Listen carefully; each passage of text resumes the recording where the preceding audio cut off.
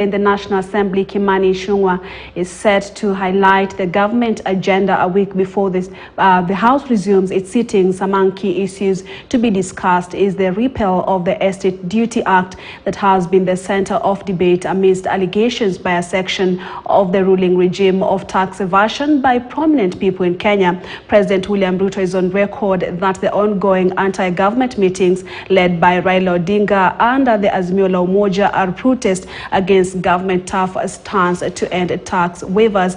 The majority leader is currently speaking. Let's now listen in. An appropriate expenditure and also passes legislation relating to taxation, and even such waivers ought to have been reported to Parliament. And as I said, there also ought to be a record that is kept and furnished to the Auditor General.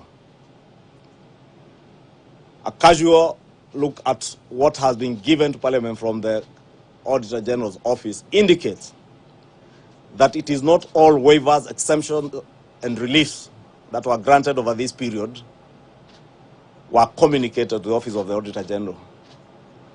And in line with our oversight role as the National Assembly and as Parliament, that is why we are seeking this information from the Cabinet Secretary and National Treasury, so that, as has been said, everybody in this country is obligated to pay taxes.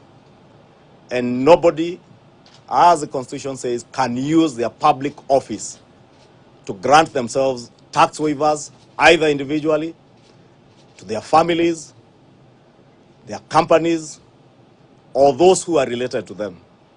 And therefore, we want Kenyans to get this information and get to know who have been granting themselves tax waivers. And I think Kenyans, for the time being, already know a few. They also know a few capital projects that have abused the tax incentives granted to them by the government of Kenya. And I think with that, that ends my brief, unless there is one or two burning questions. It was just a brief.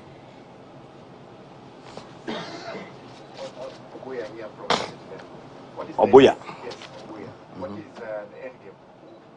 After getting the information, what exactly do you see to